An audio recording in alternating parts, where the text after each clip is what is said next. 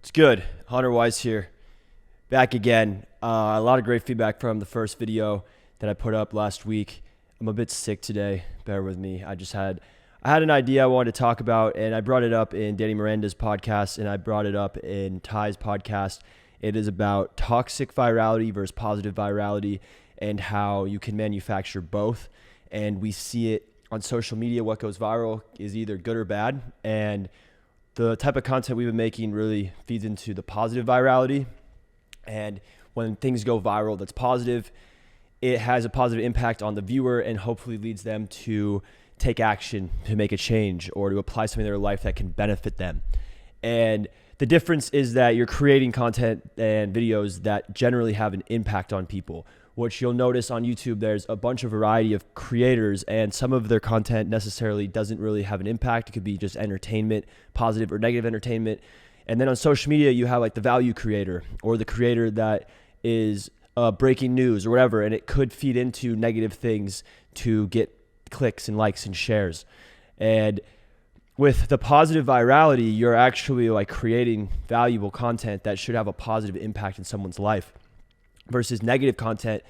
Like think of paparazzi or someone who's chasing around celebs and potentially like ruining their lives by just trying to get content to capitalize and make money off of. And I feel like over the next couple of years, we're going to see a massive wave and pivot more towards the positive virality. And we're already seeing it with brands. I see a lot of companies, brand pages on TikTok and Instagram, and they have a very positive message, and they're pushing that positivity, that it's not fake. Whereas like often Gary Vee could come off as really having like a fake persona for social media to get likes and shares and clicks. And people notice that and they pick up on it. And there's this authentic wave happening, and we're seeing it more and more with the UGC style content that crushes for ads. Some of the best performing ads across brand accounts, if you go on Facebook ad library, the longest ads up are UGC of just someone talking to a phone, because it's really just great and easy for people to understand, and it helps the viewer feel closer to the person in the ad. So it's less of a sales pitch and more of an organic feeling. And I think we're going to start to see more of that with social media over the next couple years, as people want more authentic and less of like the try hard of trying to put on an act to get views and likes and shares. And that is because we've seen so many of these different waves of creators where you can tell it's an act, or you can tell that they're not the same person on camera and for the YouTube and Instagram and TikTok than they are in person. And the brands are capitalizing on this too, and they're leaning into what is beneficial for the long-term value of the brand ethos. And you'll notice some of the best brands, I would say like Coca-Cola has been around for such a long time, and you don't think of Coca-Cola as having a negative product because they have such a positive message, but Coca-Cola really isn't good for you. And they've almost marketed and made it out to be this great drink, but it's just sugar water with a lot of additives. But their campaign over the past 100 years has been crack a Coke, like be refreshed. And they used positive branding, and the message behind it makes you feel like it's a better product than it actually is, which is a bit deceptive. But that's a big thing that brands do, is they create this message and feeling for their customer so that they can own what people think about them. And the creators are in the same boat. Is like everyone's trying to stand out and create their message and spread whatever they're trying to share. And we're seeing more of these like controversial characters pop up and rise to fame because they lean into toxic and positive. And some people think they're bad and some people think they're great. And then they end up having all this free press as everyone argues back and forth around what they think of a person. And on social media, anyone can go say whatever they want to a camera and publish it, and it has the chance to go viral. So when people start saying crazy things for clicks and likes and shares, they're going to be able to manufacture attention. And the same is with brands and companies. If they want to manufacture attention, Toyota could go out and do a smear campaign against Tesla and try and come up with something that slanders the Tesla name to go after that market. but it could backfire and hurt Toyota and then give Tesla free marketing. So you always have to kind of think of the trade-offs if you're going to go and do a comparison or an attack comparison. And with the positive virality thing, we've had a lot of success with the Instagram reels and the content we've made, doing hundreds of millions of views. And the videos that do the best leave people, majority, like 90% of the people love the video and 10% hate it. So 10% comment something negative, and then the people that like the video comment something positive, and now you have huge engagement hack because everyone's arguing in the comments. The majority liked the video, there's a small majority that didn't, and by creating something that's aimed to be positive, it has then a negative effect on it's the same thing with balance. There's an equal reaction for everything,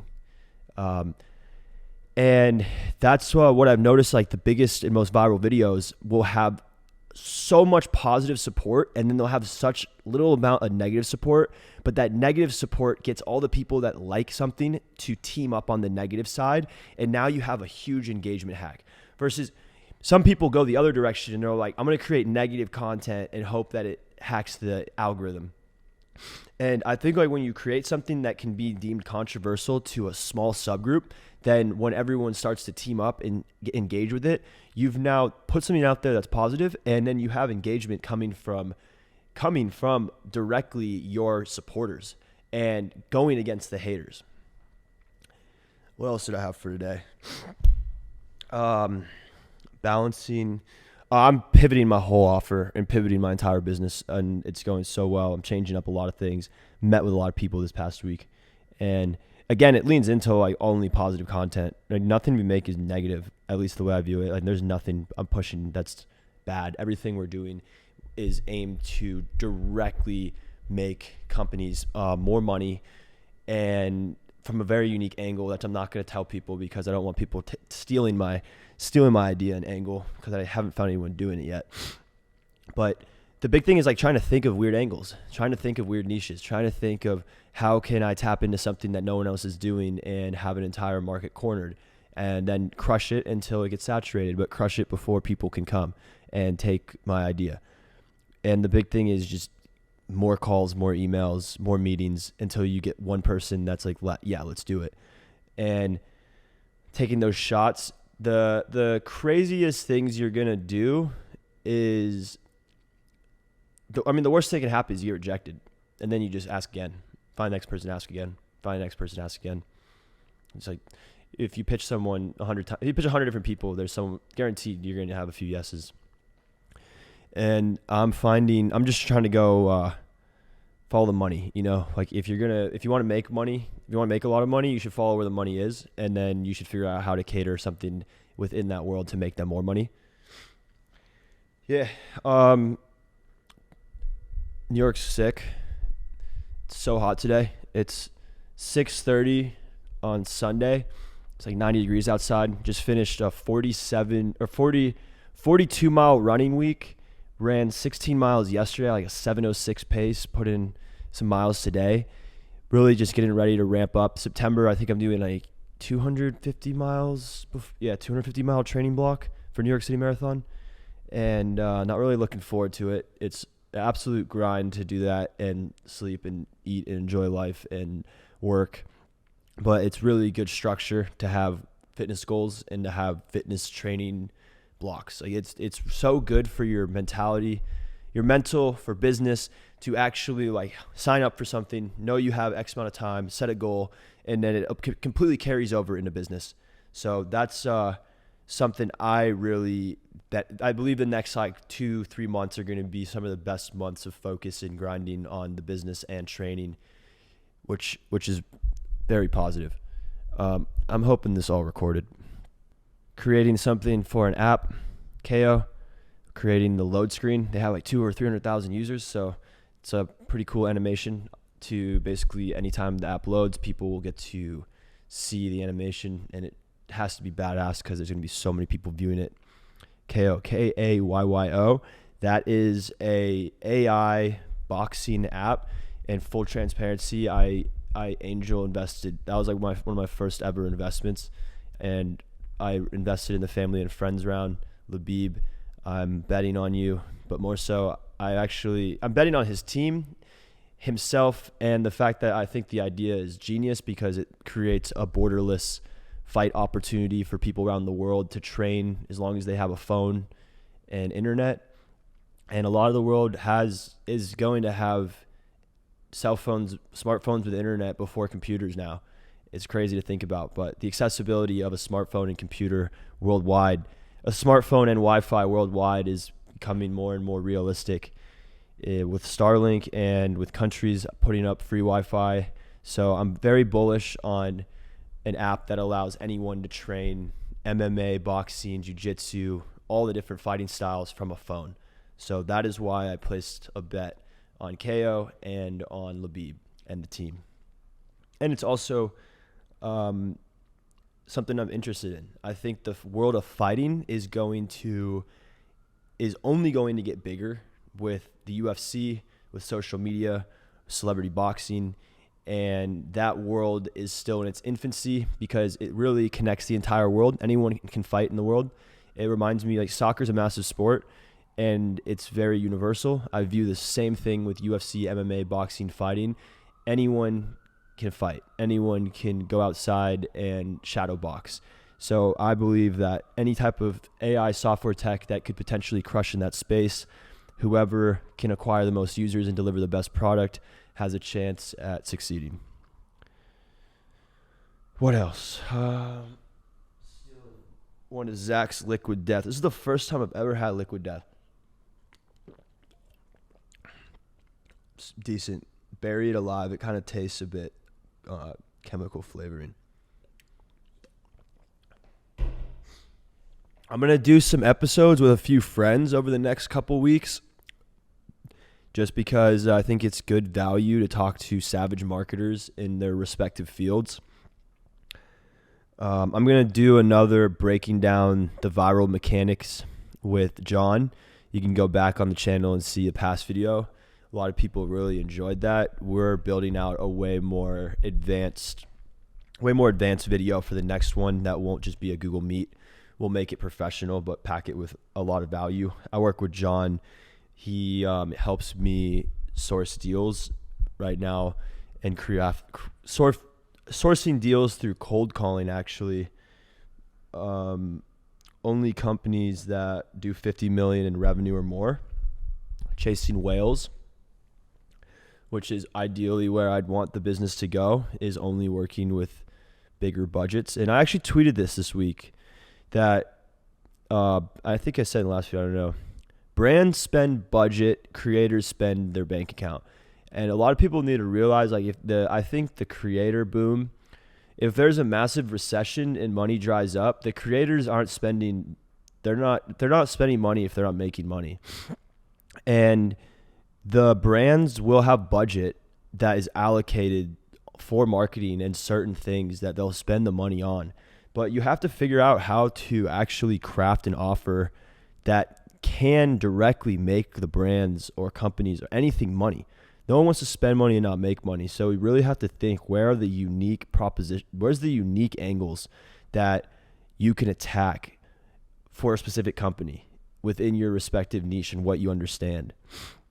And that's like what I sit every weekend and I just write out like 10 to 20 companies I want to try and talk to, and then go on LinkedIn, go on Apollo, and start crafting cold message, cold email. Mostly just try and connect with someone on LinkedIn. Send them a nice message in Sales Navigator, or connect with them and send a message. That is where I'm seeing the most success of people wanting to talk. And it's not actually cold email. It's literally just finding the key decision makers in a company and using LinkedIn. So I hate doing that because I want to focus on other things, but I'm trying to be the make the initial introduction to the right person that can potentially refer someone in another department. I want to be that initial touch point. Down the road, someone else can do that, but for the time being, that needs to be myself. And let's see, what else? This is all over. I think I'm just going to have like more of these just random talking. I have something up here that someone sent to me when we were talking about sales. I win 80% of my business through partners, 20% direct. Try to think about asymmetric scale. If you can have one meeting with a company that generates 5 deals, you're on the right path. And if you think about that, that's actually like a really great thought process when going after potential prospects is, can you work with one person that can then help you generate 5 more deals? Or within a portfolio of companies, is there a family company or a parent company and they have a bunch of sub companies? Or is there a partner you can bring in and like a sales guy that can generate you a bunch of deals on referral and you can pay a percentage? There's endless angles to think about with business. And compared to B2B versus B2C, B2C, business to consumer versus business to business, it's 2 completely different markets. B2B is selling to other businesses. So a thought process is create videos that help the sales team sell to their prospect. That is a completely like blue ocean angle that I think will only benefit sales teams in the future. And that's something I'm working on right now. B2C is then crafting like, okay, how do you get users on LinkedIn to convert to book a demo because they saw a video or an ad that explains the product? That's a complete blue ocean angle that is competitive, but you could find a sub niche that needs that help and then create what they need. That's like from the business perspective. But the creator side, I mean, there's going to be always creators that will spend money and that will want to make videos. They're the toughest people I've ever worked with. And it's because the creator has their own way of thinking, and some of the businesses don't know how to think, and they need someone to think for them, and they need someone to create and craft things for them so that they can stand out. And that is kind of like the tough part of like, if you're going to switch from creator to business or business to creator, like you have to be an original idea generating thinker so that you're not doing the exact same thing for every company. And with creators, yeah, you could have similarities, but every creator is going to have their own message, and that message is going to vary visually. And with the brands are going to have their own styles, but then they're going to also have their own unique conversion point, or whatever their goals are going to be very unique. Often the creators are pushing to info products, or they just want followers or virality, versus the B2B or B2C stuff is usually going for direct conversion value. So you always have to think about it that way also. And that's where I always focus on the goals aspect. What is everyone's goals? What is the pain points? How can you make them stand out? How can you grab attention? So I'm driving. What was the other one I had? Driving demand with paid media. Working with a media buyer. I'm going to sit down with him. We actually thought about doing a podcast together. He's crushing it. And the big thing too is, it's funny, some of his best performing ads are user generated content, and they are so simple.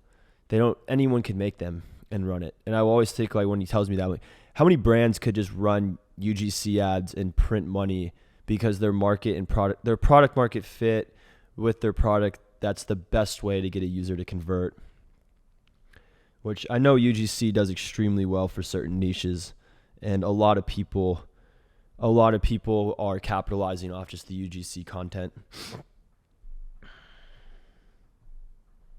I don't think I'm going to let this carry on anymore. I got some buddies in town. We're going to go to dinner, and then they're DJing. But that's I'll make these more informative next time instead of just all over the place. I just had these ideas, and I want to put more stuff on YouTube that's long form to look back on, and also to help other people that are in the creator space or wondering about marketing. Oh, book recommendation. I actually will talk about this more in another video. Excuse me. Contagious by Jonah Berger, I think. Is that Jonah something? Contagious, Why Things Catch On. My senior year marketing teacher gave it to me. I ended up reading it 3 times, and then I went mega viral like 15 times. I went viral like 10 times after reading this book, and now probably like close to, I think, like 60 or 70 videos have done 1 million views each.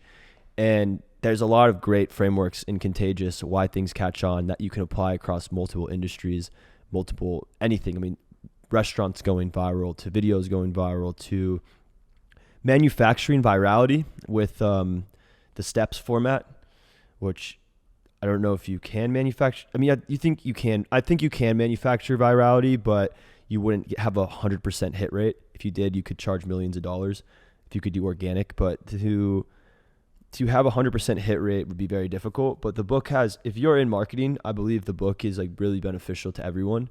I have it as an audiobook and a physical book.